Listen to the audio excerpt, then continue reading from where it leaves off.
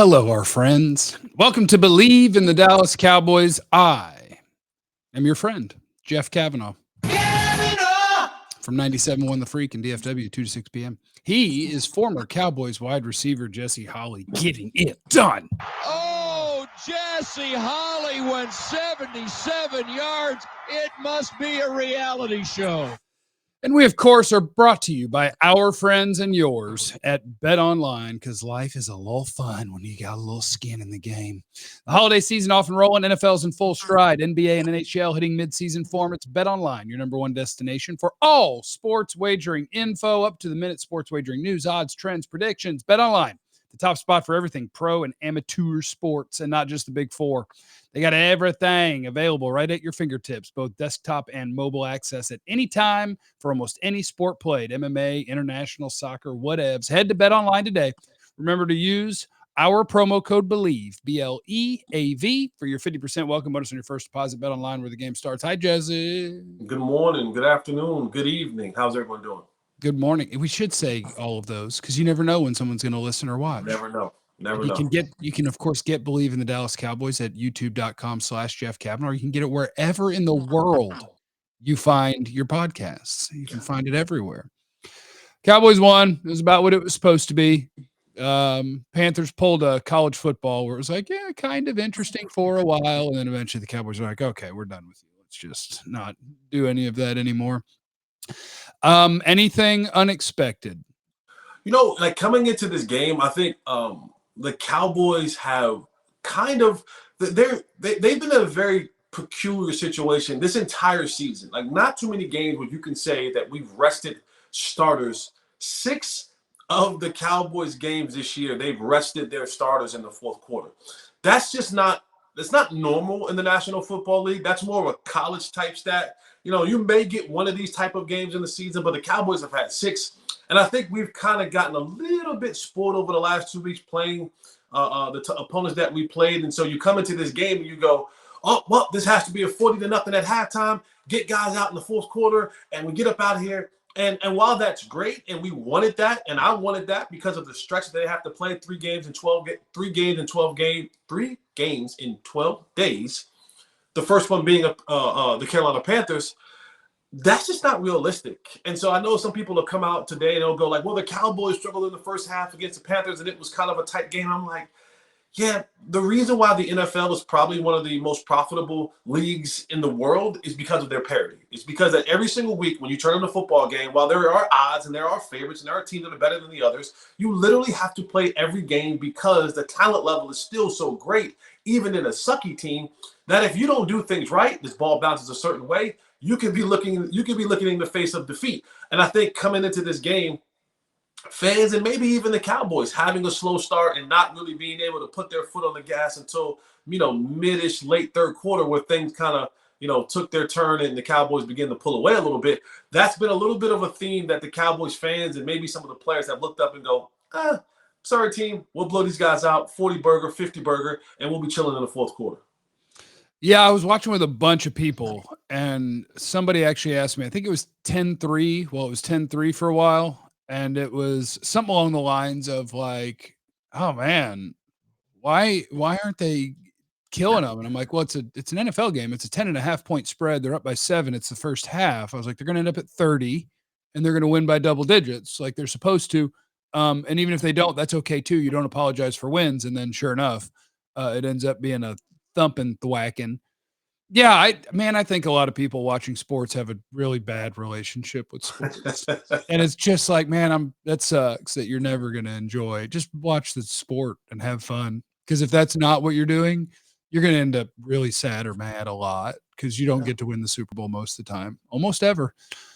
Tom Brady and Pat Mahomes have ruined us. Yeah. Or now that's the thing. It's like, why aren't we in the Super Bowl every year? Because it's not how it works. That's just how it works for Tom Brady and Pat Mahomes. It's not supposed to go that way. Life's hard. I will say the one thing, do one of these, pat myself on the back. And I don't even know if I said it when I was talking to you, but I know I said it on the radio. Shout out to you on the Micah being not real happy thing. And then Dan Quinn had to talk about it. And then Micah 4 days later was like none of it ever happened. And I'm like, oh, there's a guy who's come to work 2 or 3 times since then. And Dan Quinn talked to him and was like, Yeah. oh, you did great. I said, boy, the interior of this Panthers line is bad. Get ready to see Micah lined up in the middle a lot. And at the end of this one, he ain't going to be sad. He'll be happy because he's going to get him a couple. And he got 3. I don't know why they gave DaRon Curse a half of one of his for getting there late to the party. But I think, honestly, I think that's important just because you want good vibes. You want the most important players feeling good and not walking around like with sadness, even though you won by 100. So I thought that was big for Micah Parsons to be a big part of it. And I thought he would be because you were playing a number 1 overall pick that is not going to Tommy DeVito it and just quit and never try to throw. When they got behind, you were going to have a chance. You were going to have a good matchup. And boy, howdy, Micah Parsons is a problem. No, he is a problem, and the way that Dan Quinn schemed him up this week was different than he did last week. More so last week, Dan Quinn used Micah Parsons as the setup guy. So it was like, hey, I'm going to use you as the guy that's going to run into this double team, and we're going to free up guys like Dorrance Armstrong and Neville Gallimore and Fowler and Sam Williams. And Micah didn't take too kind of that. Micah was like, listen, I'm not the setup guy. Like I'm not. Those others, you use those guys to set me up. Use those guys as decoy. Don't decoy me in this situation. Like, let me go ahead and do what I do and do what I do very, very well. But yeah, absolutely. The Cowboys went out there and, I heard an interview this morning from, it was a post-game presser from yesterday with Frank Wright. And it was a head scratcher because, and I'm paraphrasing, it was basically, he said that he misjudged his offensive line protection going up against this pass rush. And I thought to myself, well, what the hell were you doing when you turned on the film? Like, like, you know what I'm saying? I'm like, well, what were you thinking when you watched your guys and then you turn on the film and watch a couple of games of the Cowboys this season, especially defensively? What the hell was going through your mind when you thought to yourself that, you know what? I'll be fine. I'll be fine with our protections, and those protections at times led to Micah Parsons having one-on-one blocking against centers and guards, and that just wasn't. I just thought to myself that could not be a logical plan that you went into the game with. Now I get it. Sometimes the way things work out, 5-on-5 or 6-on-6 or however it works out, there are moments in time where there's going to be one-on-one blocking. That's just the nature of the beast. But overall, your focus should have been on, hey, if the others beat us, the others beat us. But what I'm not going to do is allow my protection to match up to where Mike is getting one-on-one coverage a large majority of the game. So when I heard Frank Reich say it, I goes, oh, this is why this franchise is bad. You make bad decisions as a coach, and even when you take the play calling back, and then you just had Bryce Young and Bryce Young. I'm not into Madden, and I don't know all the Madden ratings or statistics. But his pocket awareness has to be very low because he's sometimes just standing up there statuesque. And I'm just like, hey, bro, is the clock not going off of your head? Did you not watch film? Did you not know that this is one of the best pass rushers in the league? Get the ball out. Don't stand there. Move around. Run. When you play at Bama, you have time. the pocket is nice at Bama. I was like, my God, like you, like this. I'm like 1,000, 2,000, like it's just ringing alarm. You have to go, and he just was standing there taking a beating, and for Bryce Young, you look at that. I wish nothing but the best for him, but at his stature, you can't take that kind of punishment. Like you physically will not hold up. Let Kyler Murray and company and others be a lesson to you. Even the bigger quarterbacks, that will wear you down. And when you're allowing these pass rushers to get 3 and 4 and 5 sacks on you in a game, yes, some of it's protection, but boy, some of it is you getting the ball out of your damn hand, or you tucking that thing and running and getting down before contact gets there. But if that's going to be the case of how you want to live life in the National Football League, it's going to be short-lived for a player like Bryce Young, especially when you're talking about how the league is now evolving with these defensive fronts and these pass rushers and these interior defensive linemen. Well, this is probably more of a later in the week thing, but this is probably going to happen again on Thanksgiving because this is one of the fun things that we can look up these days, time to throw. And Bryce Young and Sam Howell are right about the same. They don't mind standing there And if you don't mind standing there, the Cowboys don't mind coming to get you. They don't mind holding that ball for an extra 0.2 of a second more than the guys who get rid of it. And that's when you get sacked. So good luck. It's going to be a lot of fun. Shout out to DaRon Bland. I mean, my God. Wait a minute. This is a big pat on the back for me. Oh, you want to get yourself one? Okay. All right. Okay, continue. Oh, that's it. Just shout out to DaRon Bland. I mean, the pick that he had in this game is one of the ones where, I mean, there is an element of like technique and when do you get on your horse, but I mean, that's just straight up man against a dude that runs straight away from you across the field. And for a DB, that is the hardest play in football because it's a big ass field. And either you got that in you or you don't. And he got there, and most DBs damn sure aren't going to undercut it and be full extension and catch that football. Otherwise, they would play receiver. So that was a hell of a play, and he just makes them and makes them and makes them. And now we're going to have to figure out next year when Trayvon Diggs comes back, which one of them gets to stay over there and which one of them has to go over there. Yeah, money dictates that. You know, money will always dictate where guys go. When Trayvon comes back, he'll go back to that side, and DaRon Bland, you'll go to the other side, and we'll make things work. What if DaRon likes it better over there? What if he says, I want me over here? Yeah, DaRon makes a couple $100,000. Sorry, buddy. But I'm an all-pro. I was just an all-pro. The guy over there is an all-pro as well, and y'all gonna put cornerback Michael Gallup right back where he wants to be.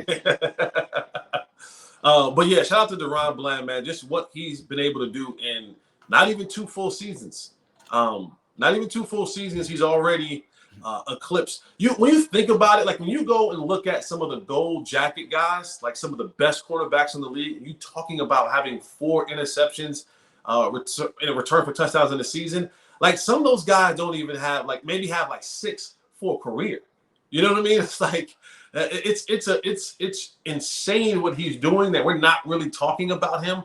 Like even in the defensive year category, I know that it's a sack type of thing right now. But I'm going to go back this morning and look at what was Gilly's stats when he won Defensive Player of the Year a couple years ago. I'm like, how were those comparable to what DaRon Bland is doing? Because I damn sure know he didn't have this many pick sixes. That for sure, I know he didn't have this many. Because no one ever does. Yeah, but DaRon Bland, man, is this team in general is on a record-setting pace. Last week, Dak Prescott entered in with only 3 other quarterbacks to have 10 or more 400-yard passing games. CeeDee Lamb last week became the only receiver in NFL history to have 10 catches, 150 yards, 3 weeks in a row. You now have DaRon Bland this week, who's tied a single-season NFL record with 4 interceptions returned for touchdowns. Oh, by the way, not to bury the lead, but Jerry finally got off his high horse, and he inducted. He said he would. And now that's a long time between now. He also said he's going to do it in 1923. 1923, right? Yeah. But Jimmy Johnson is now headed to the Ring of Honor. So the Jimmy Johnson curse, if you believe in that stuff, I don't know if you're superstitious or a little stitious.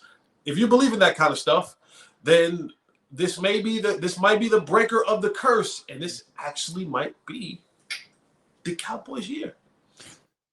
Yeah, I don't know how to talk about that other than to go, sweet, good job. Because it goes back to I went live for 8 seconds last night. I think it was Chris Rock who did the thing about, I don't know if it was about Father's Day or what, but he's talking about parenting or something. And he's like, that's what you're supposed to do. We're not going to celebrate you and give you credit. That's what you're supposed to do. Right. So I'm not going to give Jerry credit and tell him good job for doing something he was supposed to do 25 years ago.